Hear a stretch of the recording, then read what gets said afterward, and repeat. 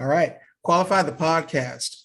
I'm your host, Hassan. With me, I have Dollyah Deering, author, children's author at that, businesswoman, and YouTuber.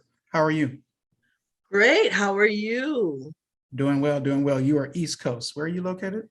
In Atlanta. I'm in Atlanta.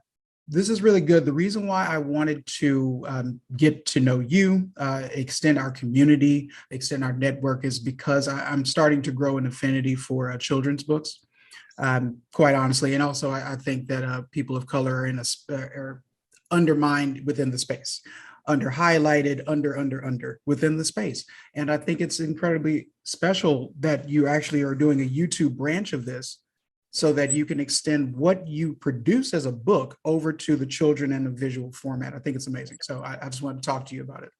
Oh, awesome. Yes, I am ready. All right.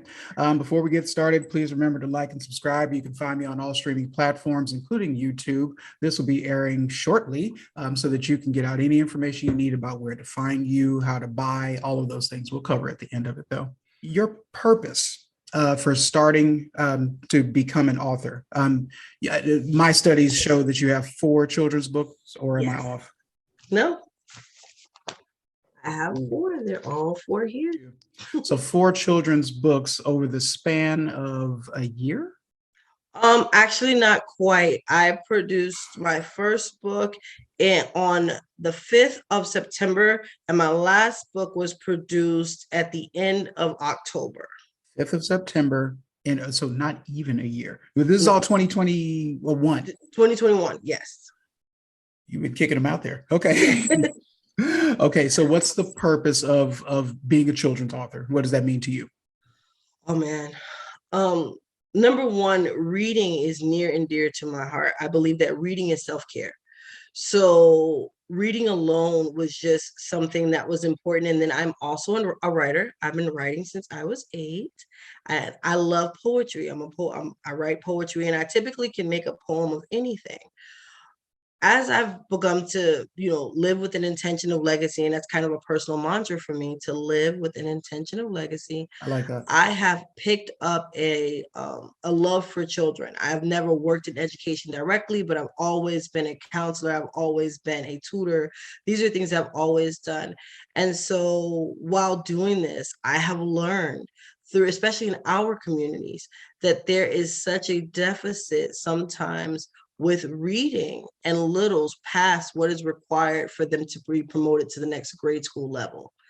So combining my talents, my desire to, again, pass on that thought that reading is self-care, teaching children to use or what I like to call fawns, to use their their mental muscle was very important to me. So I decided to come up with books that I would use, and I would write in poetry with bright, vibrant colors that would drive home certain principles and more, and help shape the moral compass along with parents in our community to bring and make reading fun, especially for children of color, where they can see themselves as champions in stories. Wow. That just shredded down 3 other questions. No, that's really amazing. In the mindset that you've taken in order to actually produce work like this, living with intention, right? I like that. So your book titles, what are those? So we'll go in order. The first is Worth the Wood, and honestly, it's my bestseller. It is a book about persistence. So Worth the Wood is my first book. It's a book about persistence and listening to the voice in you, even if no one else can hear it. So that's the first one. The second one is going to be I Am Greatness. I Am Greatness is an affirmation poem book, and I have children featured of all sorts of backgrounds. And the book asks that all the readers repeat the affirmations in the mirror. So what it is a book that you read to your little, but then you also can repeat each of the lines in the mirror and get them practicing that. And the goal for this book is I really want to see it recited at a kindergarten graduation or some type of pageant for little kids. I think that it is an awesome mantra and can be turned into a song in the future. And so that was my intention with this, to bring everyone together. Because one of my core principles of my company is to help children celebrate their differences together. So that is what that book's about. The next book in order is Brown with a Crown. Brown with the Crown is a critical thinking book. It's also a rhyming book. And here we touch on color, we touch on rhyming, and we're talking about color as far as pigment and learning their colors. And then we also deal with, again, being different from your classmates and perspective. So this book is also very near and dear to my heart as well, and that's Brown with a Crown. Okay. And then lastly is Stoney the Vegan Pizza Night. And this is a Black vegan children's bookstore series that I am starting so that I can bring awareness to being a vegan from a Black children's perspective, and also bring awareness that when people eat plants, they have flavor, there's so much variety, and there's so many other things that children who are vegan can do so that they can be proud of being vegans. Because typically when you were a kid, you go to a sleepover, you hang out with their friends, parents take them to fast food places like that, and kids are typically stuck eating fries and fruit. So we want to show the diversity of being a vegan and make sure we produce proud vegans in the Black community, if that is a choice that parents make. Four titles, incredibly various in terms of subject matter. Yes. The first one being Worth the Wood, and I don't want to dive into these being that we're going to tell the story, because of course we want you to go and buy them and experience this yourself as you're reading it to your little one. However, the book about persistence, I think that's very special. Would you consider all of these books being at the same reading level? Yes. My target audience for my books is typically anywhere from 2 to about 6.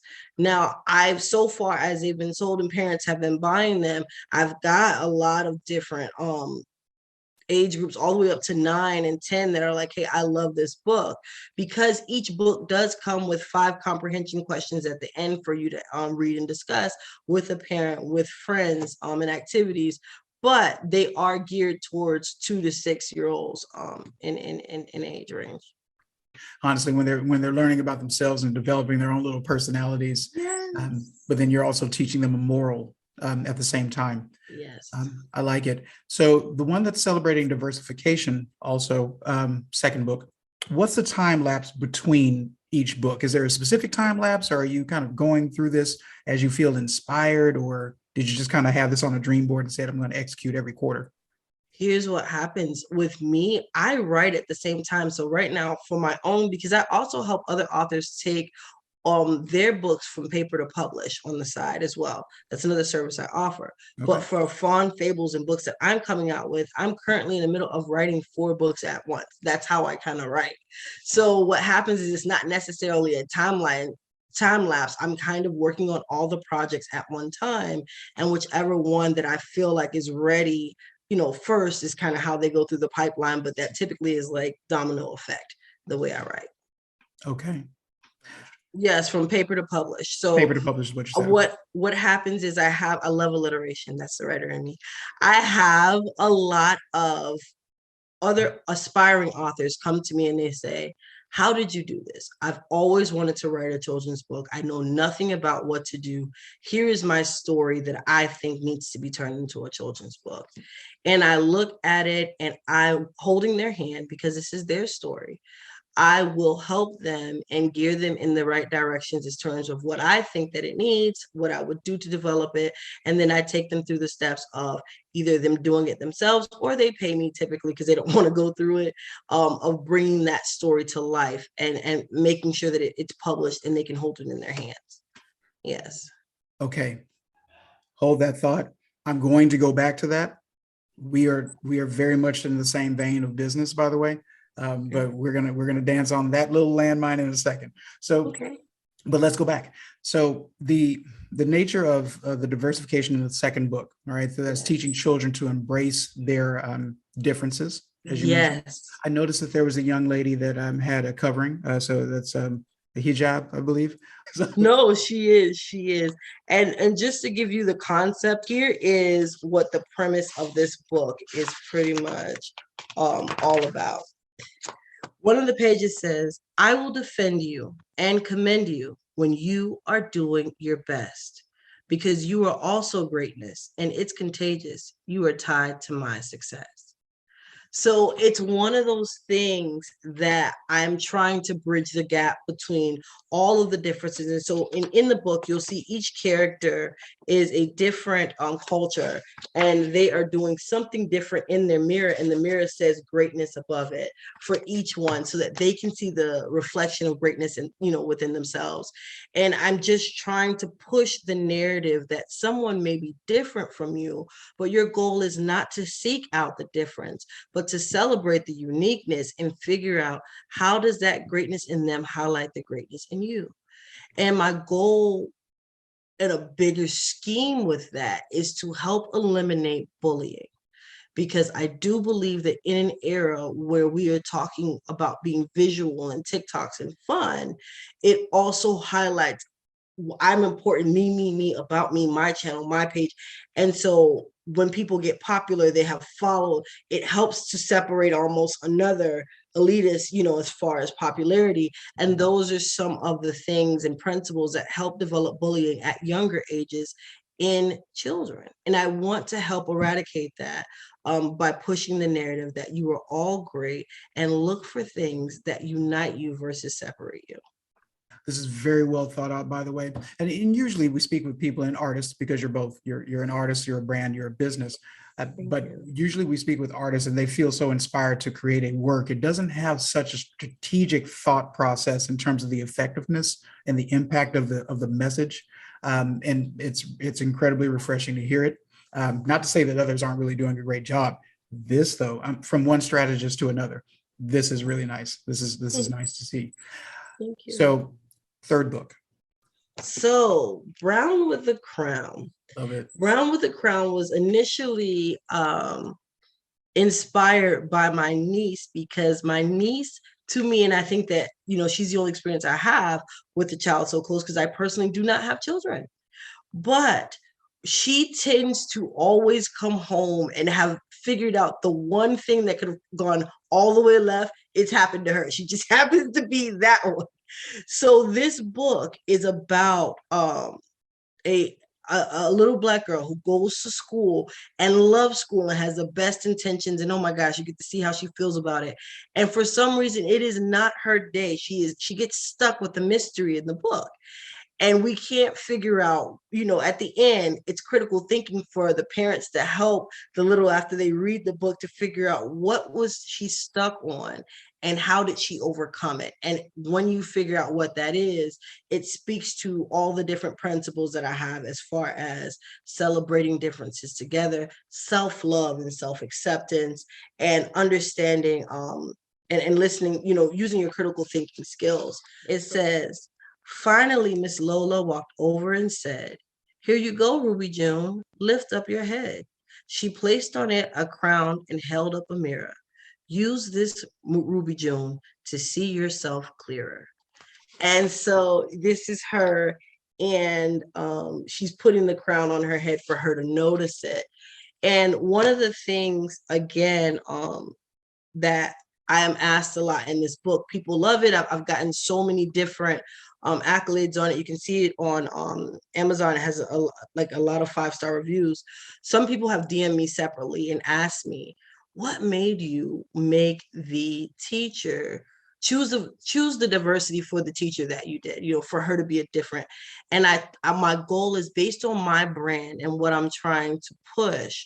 It was important that this was something that anyone can see in someone else. It was important that we represent that it is not only us that can champion us. I want my generation to follow me to realize that they definitely need to look to us to how to wear their crowns, but it doesn't mean that we're the only ones that see them. It was important that other people know that. So that is why I made that choice. Awesome. No, it's excellent. And appropriate, because this is Women Empowerment Month. So there you go. So yeah, it's fantastic. It's fantastic. Okay, well, fourth book within the bandwidth of under a year. This is still kind of impressive to me because the reason why I kind of bring that up is what makes it amazing. What makes it amazing is that when you put, from, as you mentioned, paper to publish, that also includes illustration. So, Yes. it's beyond, taking and transcribing and turning, a concept into a literary work. You've added another layer of difficulty, Yes. more time. Not that you're going to give away your secrets. I just want to talk about that from a No, business we and can. a production perspective, No, yes. but we'll talk about that in a moment. All right. So synopsis on your fourth book and your current latest installment. So, Stoney the Vegan. Now, this is my first collab book, if you notice. Yeah. Chef Sunny Speaks is who I did this book with. And if you look at it, you'll see that there are snakes on the mom and the son shirt. I'm going the wrong way. So, we are both rattlers from FAMU. And so when we collabed, we decided that the mom's shirt at the bottom of her snake says alumni, and then at the bottom of Stoney's shirt, it says future. So we are definitely paying homage to FAMU. So you see the orange and green, like we put that together. But Stoney the Vegan is actually her paying homage to her father who passed away, who was a chef, and he taught her everything that she knows. And so she made a decision that is amazing. She's got her own story. I would love to introduce you to her for another episode, where she decided to become vegan. And she was so frustrated with all of the stereotypes behind being vegan. And then we talked about not only what parents go through as vegans and people making fun of them and saying, they're eating carrots for dinner, but then little people who are in an area where children are not the most sensitive to one another. And, when how do you explain a big concept of being vegan to a little one? And then once they're raised in it and they get it, how do they proudly explain that to others when McDonald's and hanging out is such a huge thing? So our goal with this book was to get rid of that. Our goal with this book was to produce proud Black vegans, and we're saying Black, but it could be all vegans. But the main thing is we're trying to accentuate flavor. Okay, so that is what we were doing with that. So that is what this book is about. And again, I can show you where you can see the pride of Stoney. So this is Stoney, and he is right now excited. He is in his moment. And what he is saying is, let's see, we eat plants and we make them taste good. We even make them taste like your favorite meat would. To eat meat most times means we have to hurt animals badly.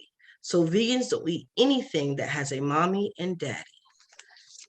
And so there's so much in the book. And so again, if my goal that I'm showing you is each of the books has I try to keep all of my sentences packed with a punch and quick like that, but they're things that little ones can remember as and sound off as mantras, affirmations, and also as defense mechanisms when needed against people who are trying to pull them out of the positive, center and person that their parents are working so hard to develop.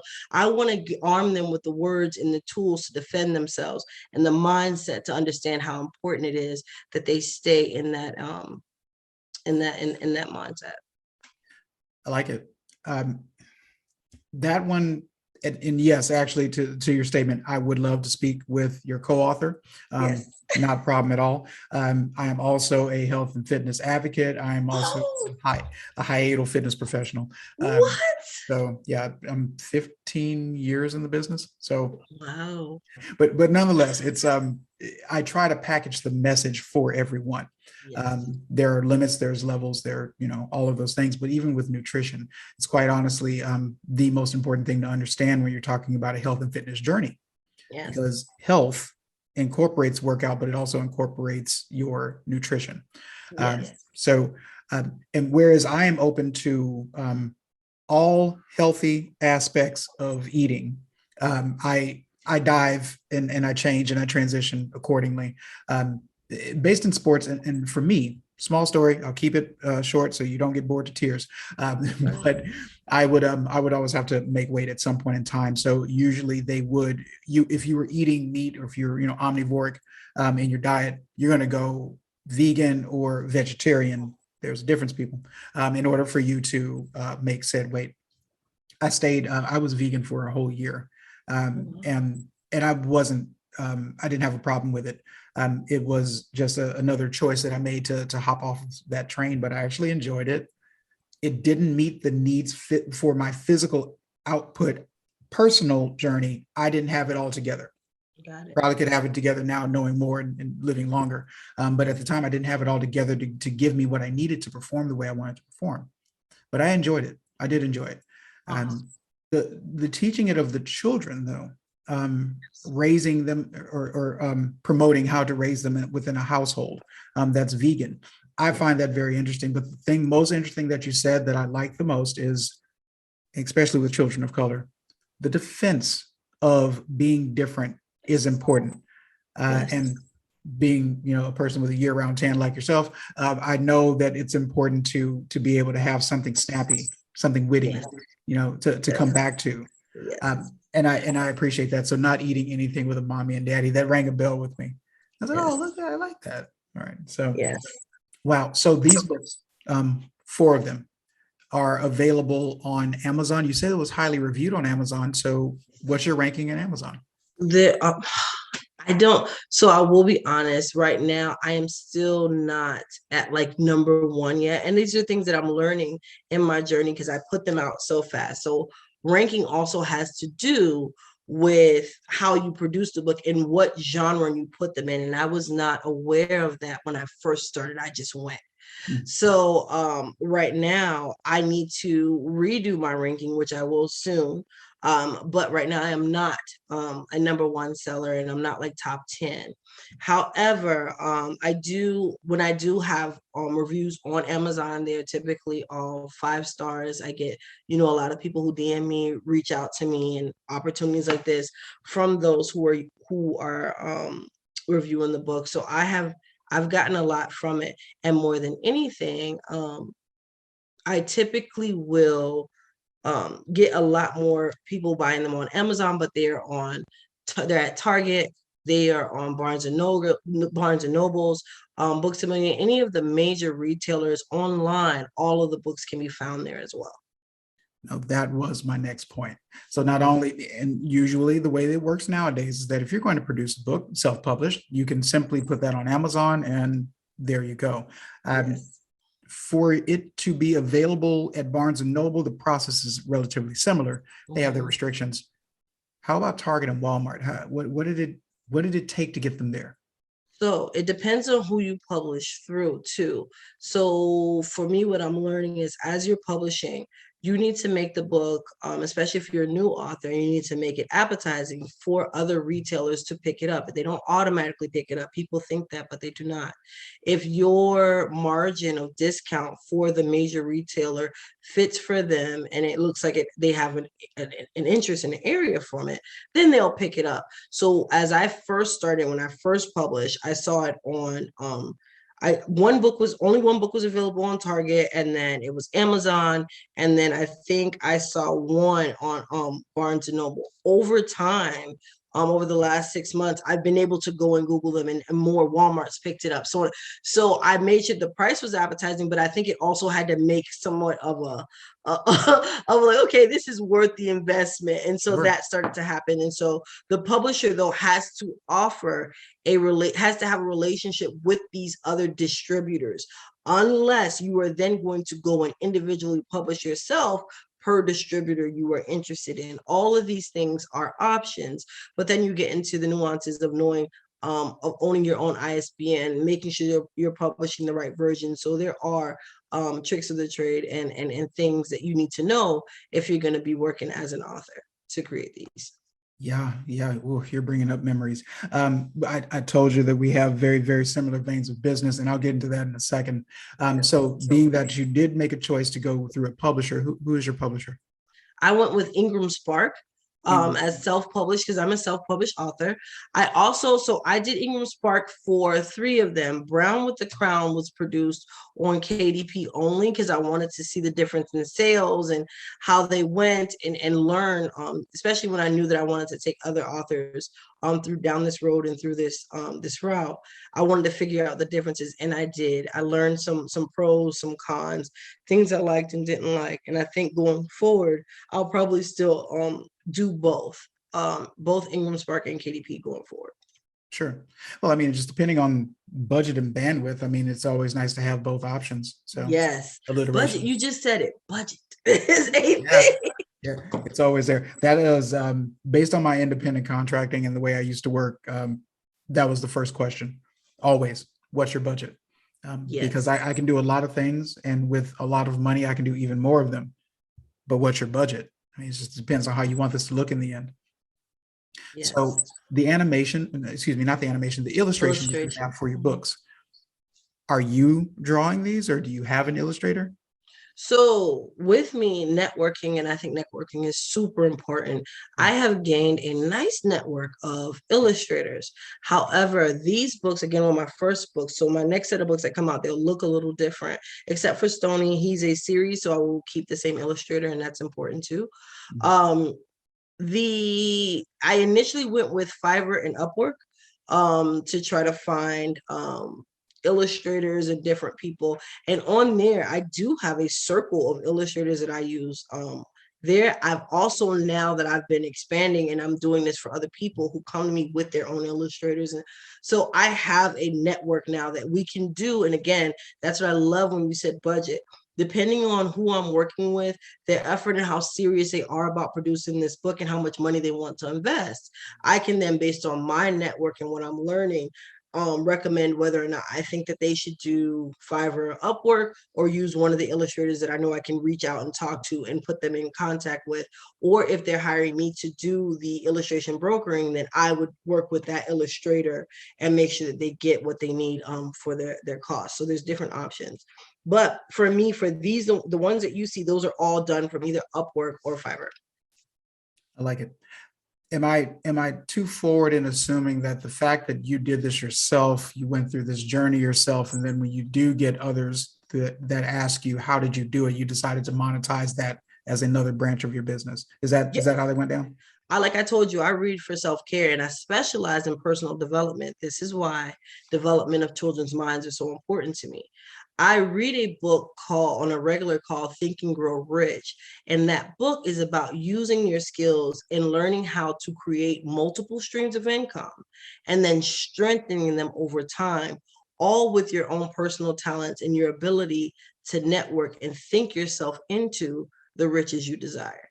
Yeah. So with that in mind, yes, that is exactly what happened. Anything that I do, my goal is to monetize it, but I don't do it in a sense of, let me get everything that I can get from it. The issue, my goal is to say, hey, the more that I can bring in, as far as money wise, I can broaden my platform, teach more people, reach more people, and increase more people behind me, also bringing in more money. Yes. But I need to be able to live that way again and show through leadership that it's possible in order to do that. So that is my driving force versus trying to get everything that I can from an orange kind of thing. I understand.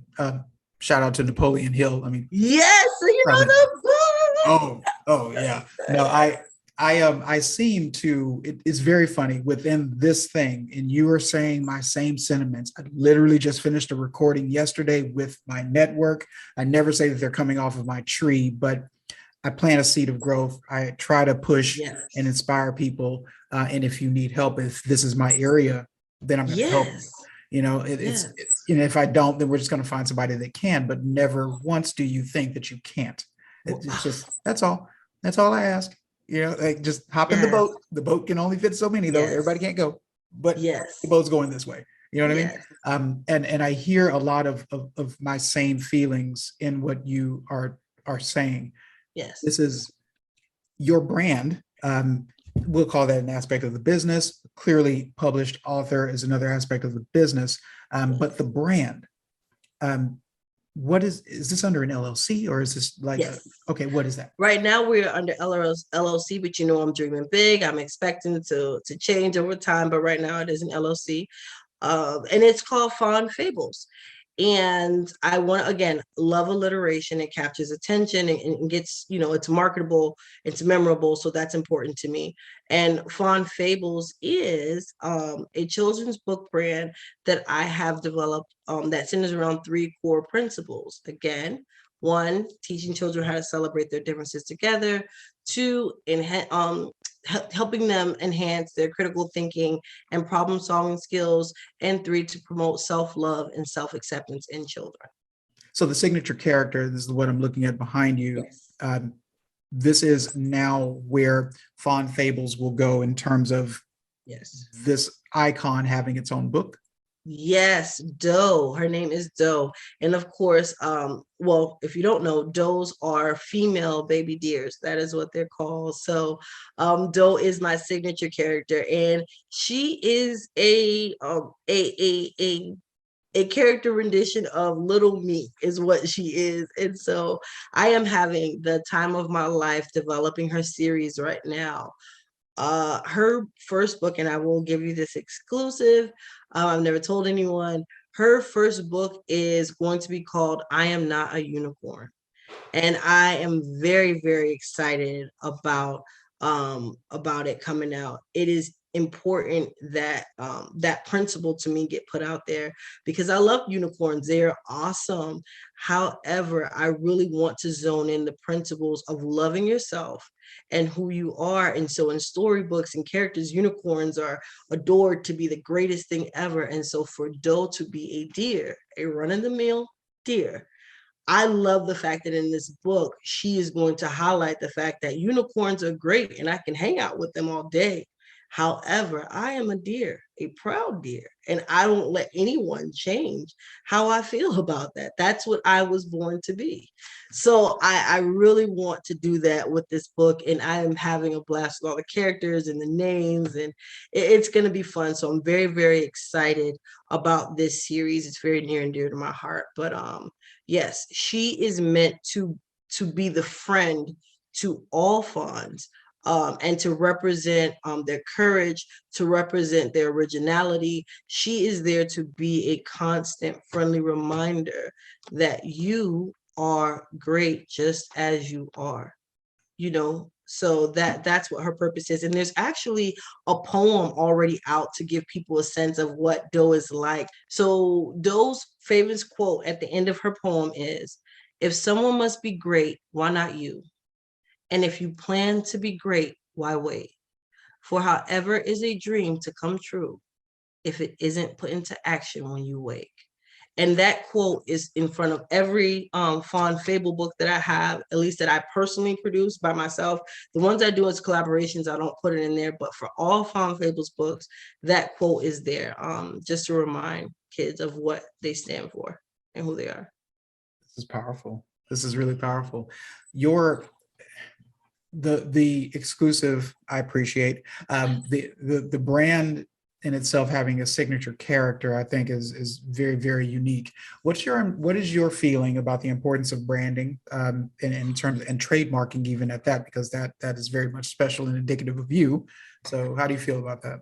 So in my day job, I am a regional marketing director, and I've been doing it for a while. Branding is so important to me. And I actually, on my page, I do a lot of, I've actually been guests on other shows specifically for my branding and teaching people how to brand, because branding shows the rest of the world what to expect consistently from you.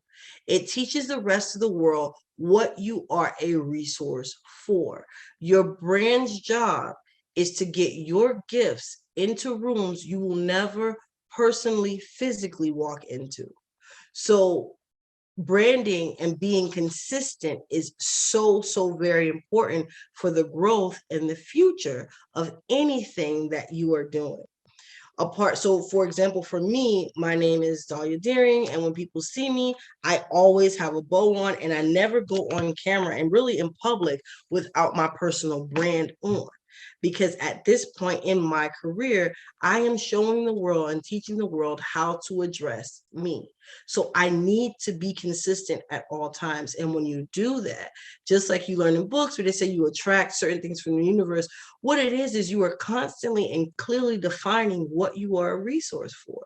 And so at that point, when people start to realize what you are a resource for, only when they are looking for those things do they come to you. And this is how you develop and bring in the kind of money and the type of resources and the type of clientele that you want as a company, because your brand is consistent. But when you are not consistent with your branding, when you do not set that standard, when you do not stay subliminally in the front of people's minds for your specific message, you will find that you find marketing even harder. You will find that it's very hard to gain clients and then have retention and repeat business. And most of the time, you may think it's a lot of other things. 9 times out of 10, it is branding. You have shown them a brand, and whatever it is that your brand promised, it was not consistent. Therefore, they did not return and keep coming back to you for what you're saying you are a resource for. Hopefully that makes sense. Oh, it made sense to me.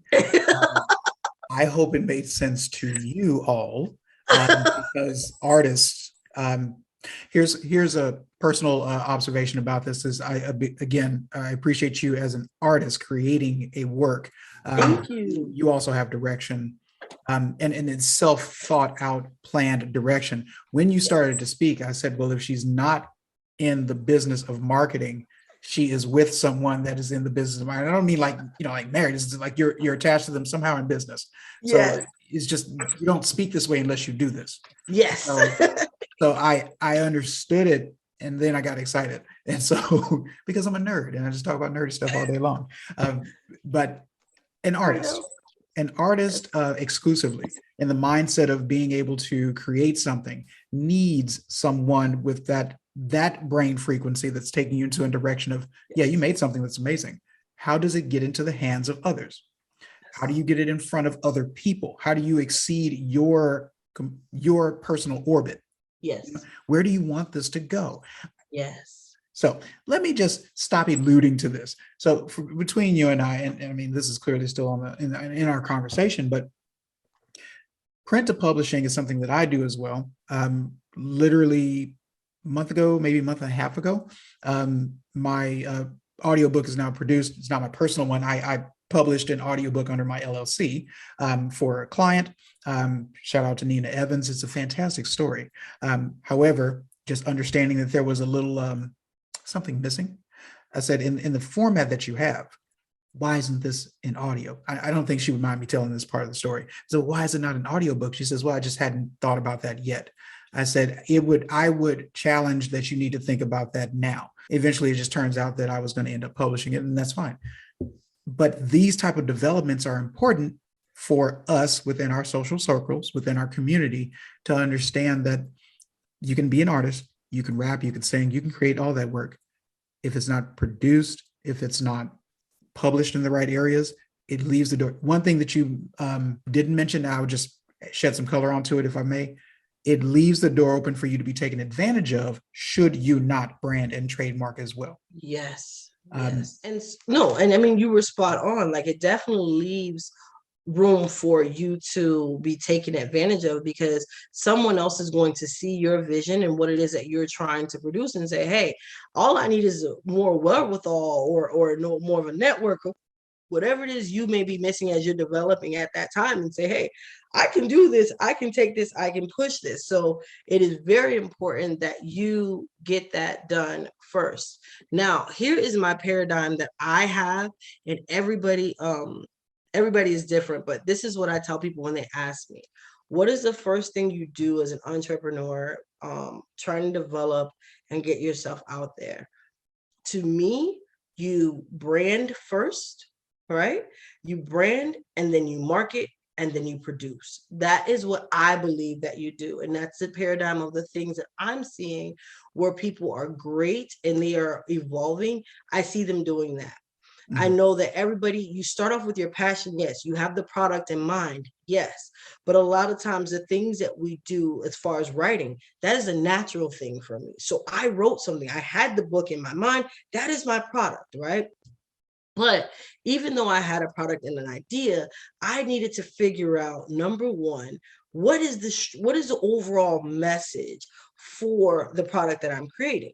What is it that I want? How do I want to draw people in? How do I bring them to what I'm doing? How do I make my product, my future books? Because you start off with your end in mind, stand out. That is what branding is, though. That's that first part, is creating your message, figuring out what it is that you're telling and what it is that you're selling. What are you a resource for? You figure that out, you make it appealing, and you make it you customize that to your audience. Target audience, though, starts to roll into marketing. Who is your target audience? Who are you intending to benefit from this? Once you have your broad idea of what that is, you start to do your market research. You start to figure out how to appeal to them. You do marketing tests. And again, this sounds big, but you can do these in different ways. Yeah. And so as you do this, you develop then, okay, I still have my book, but now I know how it needs to be presented to my market. And so what I do is I find out my market's hot buttons, what they're looking for, what is the problem in the industry, because a lot of people, they don't know what marketing is. It's just reverse psychology. When you were trying to market and stand out, you don't just pick something outrageous to do. You Google and you look up, what is the problem, the number one problems in my industry that I'm trying to be a leader in? And then I need to specialize and trying to get as close to solving those as possible. And then I market that. This is how I stand out. So for example, if you just say that you are a wedding photographer, instead of just saying I'm capturing magical moments, everybody knows that it's a wedding. You're literally saying the same thing everyone else is saying. But if you stop and Google, what are the biggest issues and complaints about wedding shoots? And you learn what those are. You make sure you educate yourself on how to be better at that. You roll that into a marketing, tactic, and you start off solving that problem in addition to phenomenal footage, because you're a photographer. Your product literally is what people are coming to you for. You can't hide behind anything with that. So you have to have the phenomenal skill set and then specialized knowledge in how to solve a problem in that industry. And then you go and then you attach, you'll bring in the market you want. And as you bring in that market and they're excited and they see what you're already producing, you then enhance your product in response. Hopefully we're on the same page. So here, this is beautiful. I don't think that you planned for this, but this is really important though. And listen, don't let this go over your head, because it's not just two marketing people having a conversation. This is important stuff. It literally is, because there's someone who has created something that I'm gonna push back on something that you said. I understand your paradigm. I actually agree with it. I just add one more thing to it. Sure. Belief. Yes. If you believe first, then, and I think this is actually coming from a lot of time frames being independent artists, my rapper friends, even my very, very small stint in trying to be in the studio. Like, it's just because I was a kid and kids, I'm an inner city kid. Like, you're going to do that. I was ghostwriting for a while. Don't. I wish I was in front of you so I can high five you. I understand you so much. So, but even in that, you can't have an artist. And I was an artist first, ever since I was little. Anyone ever asked me what I wanted to be, I said I want to be a commercial artist, and I did that. I did graphic designs, photography. So the photography metaphor that you used, I want to jump back on that because that's a part of my story, and it is a part of my grandest mistake. But in the idea of believing in myself, and others and my friends are always like, hey, we're going to do this. Like, we are going to rap. We're going to sing. I want to be in front of people. They saw the end. I don't care if it was Star Search. I'm that old. I don't care if it was Star Search or if it's something in that regard. They saw themselves there. So they should be working in the direction to get noticed, exposed, highlighted somewhere. In my head, the traditional route of photography, based on the tutelage that I had, is that it went through, you could know how to take pictures, but taking pictures in photography is not the same thing. Right. So having the ability to take pictures also means that you need to understand the technical aspects of the equipment. That's what school does. School doesn't teach you how to be an artist. School teaches you the technical acumen in order for you to produce better work. Right. At least in art college. Now in Preach. other fields is different, right? But in art, you're gonna have a vision already. You just actually need to kind of bevel that down into the diamond it's supposed to be, right? Yes. So my route wasn't the traditional one because I'm a rebellious street kid. So you can't just really tell me that I need to apprentice under someone for very long. We don't believe in that. And so I said, well, wait, if I'm good enough to make some money right now, then I should just be making some money right now. That was my mistake. That was mistake number one, actually. It turned me into a much better artist because I always had a hustle mentality, but hustles and businesses aren't the same. So I had that ability to create something, and it allowed for some segment of the population to appreciate it, but not everybody. And I didn't market it correctly. I did not brand at all, right? And even when I tried to, I was already in obscurity. So I had to relaunch, reinvent, which is also a marketing problem, number one. If you're listening to what Dollyah said at first, if you get ahead of this in that order, believing, of course, at first, but if you get ahead of that in that order, you won't have to relaunch and reinvent yourself so much. Because a hustle can stop. A hustle is a diet. A diet has an end date. A hustle has an end date. That well dries up. That lick dries up. I'm from the South. We're in Texas. That's a lick. And that dries up. But when it dries up, what are you going to do? Now, if you were selling socks, the socks dry up. Okay, we're going to move into shirts. You can grow into shirts through marketing. You can start off as a sock company, but you can grow into a apparel company through branding and marketing instead of just hustling socks, right? Can you tell people where to find you? Yes. I am very big on trying to make it as easy as possible for you to support me. So anywhere that you can find Dollyah Deering, you will find links to me. Anywhere that you can find Fawn Fables, you can find links to me. So Fawn Fables is spelled FAWN FABLES. So fawnfables.com. And if you go there, all things books or me, it'll contact me, it'll come directly to me. You can also reach me at Dollyah, DOLLYAH at fawnfables.com. And that is my email address. So anything there, if as long as I'm there, my name is there, you'll find a link on how to find me, my bugs, anything that I'm doing. All things are connected in that way. Even when I send out my emails, my Linktree is there. And again, it just takes you to all things me. I want to say something to anyone who believes in themselves or is starting something. If I can't teach you any other word, please let me teach you the word consistent. I want you to think of what you want to do, right? And how you ask yourself, how do you grow? How do you get to the world? This is the example I want to come to your mind always. Imagine standing on level ground with 10,000 other people the same exact height. Then imagine doing whatever you're doing, and whatever you're doing being so powerful and so consistent and so awesome that the 10 people, just the 10 that surround you, are affected, and they lift you up on their shoulders. Those 10 people that you touched so much, they wanted to raise you above them and put you on your shoulders, have put you on a platform now that you're just above all the 10,000 other people. Now, I want you to know what's going to happen is that other people who like what you're doing and now they can see you are going to be attracted to you, and they're going to start to gravitate to you slowly. People who are not attracted to you but came with them are going to say, well, you're not going to leave me behind, and they're just going to follow them because. And then as they go, then the person that may not have been attracted to the person that they first followed but were attached to them. And so slowly but surely you will start to gravitate and you will start to bring in your crowd.